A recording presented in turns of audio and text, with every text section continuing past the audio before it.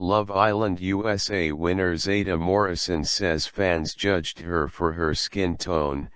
How could you possibly be interested in the darker-skinned girl?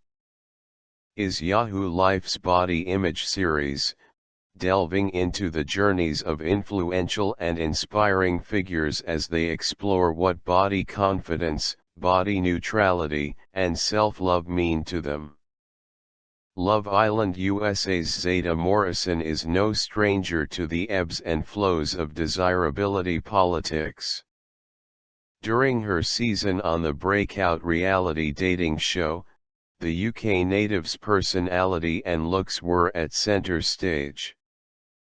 But her first encounters with skin tone-based discrimination, or colorism, happened way before she set foot in the villa, during her initial move to the United States. I did not experience colorism in the UK. Racism? Yes. But no, I did not experience colorism in the UK, Morrison tells Yahoo Life. Morrison first came to the US when she was 18 and cites it as the location for her first real run-in with microaggressions regarding her complexion. That was the first time I heard, like, "Oh, you're pretty for a dark-skinned girl," and it was just something that would happen all the time, she recalls. Pryor was body-shamed as a new Peloton instructor. She's proof well-being has nothing to do with size. It's not just if I have a six-pack that lets me know I'm healthy. It figures is Yahoo Life's body image series, delving into the journeys of influential and inspiring figures as they explore what body confidence, body neutrality, and self-love mean to them. Disgusting and unmotivating were two of the words that Pryor encountered on her screen when she taught her first live stream rowing class for Peloton in September 2022. The comments came in from a viewer who tuned into her class, despite having no intention of actively participating. It was a slap in the face for Pryor, 31, who is a size 12, and who has been training as an athlete for the majority of her life, and, for that particular moment on the Peloton stage, many months before. But her act of retaliation to the naysayer was simply to keep showing up. The reality is, like, I might be disgusting to that person. But it's important for me to continue to show up not only for myself, but the amount of stories of people that were just like, I needed this. I needed to know that being an athlete looks like all kinds of things is a great reminder, she tells Yahoo Life. I show up because I wish that I had a me when I was younger. The negativity that surrounded the announcement of her new gig as a fitness instructor for the workout platform could have sent Pryor back to a time when she felt forced to hate her body as a teen. I had a moment where I would put tape to like squeeze in my love handles in middle school, she recalls. What did I have to hide and tape in middle school? And I think, like, where did I even learn to do that?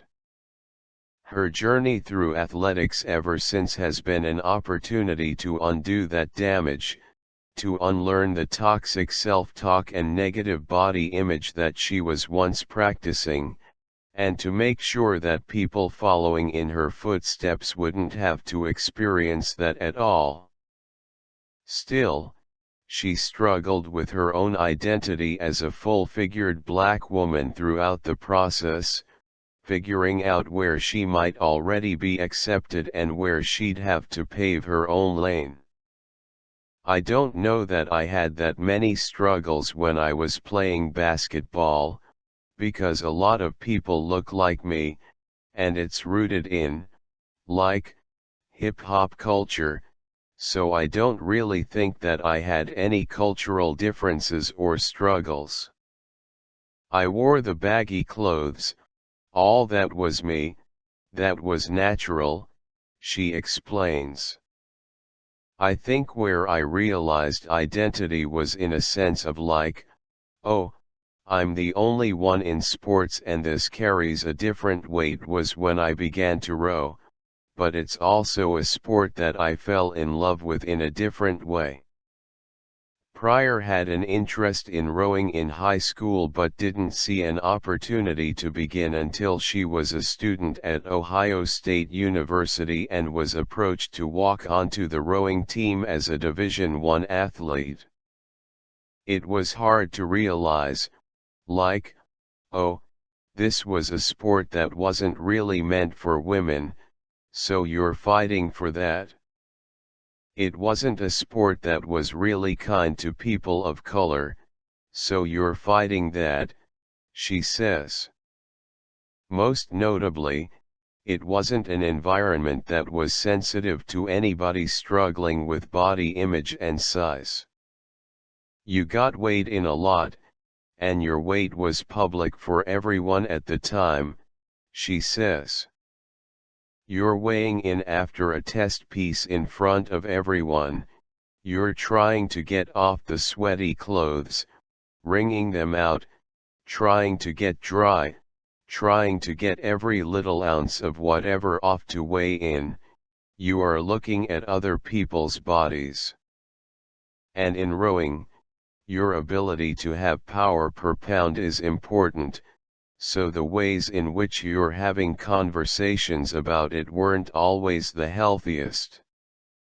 Pryor was unwavering in her determination to gain access to competitive sports, so she continued to showcase her skill set in the boat while working to build a foundation of self-love that would quiet the other noise surrounding her. Garnering that confidence would allow her to not only continue her trajectory as a collegiate athlete, but also to become an authority and advocate in the space. I want athletes of color to have a role model. I want them to have someone who has gone through what they've gone through being the only one in a sea of 85 other white women, and you have all these cultural things happening, she says. Now I'm fighting to be able to demonstrate in a larger body, that's really the size of an average woman, that I deserve to still be in this space, and still be looked at as an athlete. Fitness has always been about shrinking and never about, like, strength and power, she explains, noting that it's caused skepticism and negativity. I'm sitting here doing what I'm doing, getting these little hips in that small ass boat and rowing around, and y'all still calling me fat, calling me unhealthy and that this isn't natural. I want to see somebody do what I do for 5 minutes in that boat and see if they don't fall in that water. And I do that for 3 hours. But she knows it's not about her actual physical fitness. I'm healthy, Pryor says. I'm healthy because my doctor has told me I'm healthy. I'm healthy because I can do the things I want to do. I'm healthy because I can live the life I'm living and run the schedule that I'm running and teach the amount of classes I'm teaching. So I have multiple metrics that let me know that I'm healthy. And it's not just if I have a six-pack that lets me know I'm healthy. Pryor sees any withstanding opposition to her position as a fitness instructor as an opportunity to reframe the conversation around athletics, fitness, and body types. We need more balanced storytelling to shift the narrative of what an athlete looks like, what an athlete can be, and being able to celebrate what all those bodies look like, she says. My body is one sliver of the things that I bring. I'm more than just the fact that my hips don't lie and I got a stomach that I call Tina. She continues, to love yourself the way that I do and still wear the mother trucking sports bra and have these thighs hanging out with those shorts, it's a radical act.